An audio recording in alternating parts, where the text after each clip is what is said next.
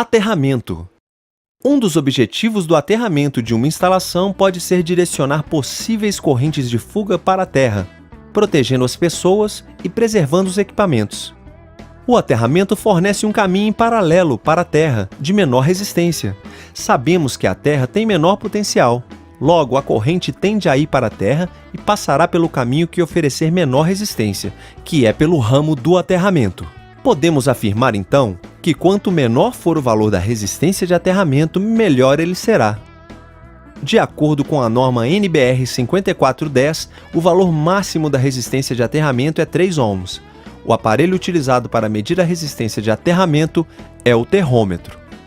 O aterramento pode ser realizado por diversos motivos, como transmissão de sinais, por exemplo. Logo, o aterramento pode ser tanto um aterramento de proteção quanto um aterramento funcional. O nome de aterramento funcional é dado a todo aterramento que não se destina à proteção. Aterramento do neutro.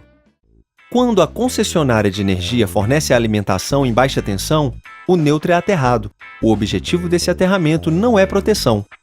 Em um sistema trifásico equilibrado ligado em estrela, a corrente no neutro é zero. Entretanto, sabemos que a rede não está equilibrada, seja em função do aumento da demanda ou ligações ilegais à rede.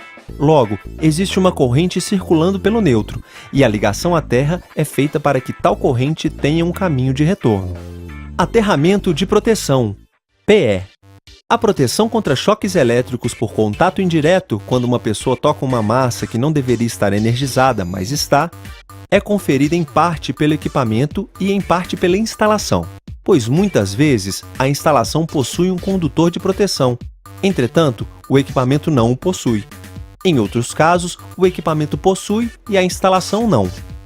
A proteção só é efetiva se o equipamento possuir um condutor destinado à proteção, ou disponibilizar alguma forma para ligação, e este condutor estiver conectado à terra através de uma resistência que se aproxime de zero. A seção mínima dos condutores de proteção deve seguir as recomendações da NBR 5410.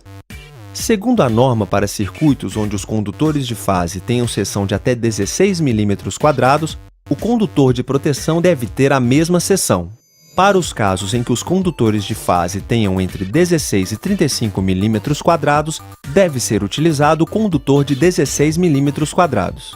Para condutores de fase maiores do que 35 mm², o condutor de proteção deve ter a metade da seção do condutor de fase.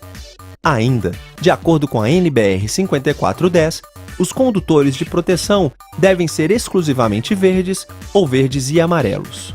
Em um circuito funcionando em perfeitas condições, sem corrente de fuga, não existirá corrente elétrica no condutor de proteção.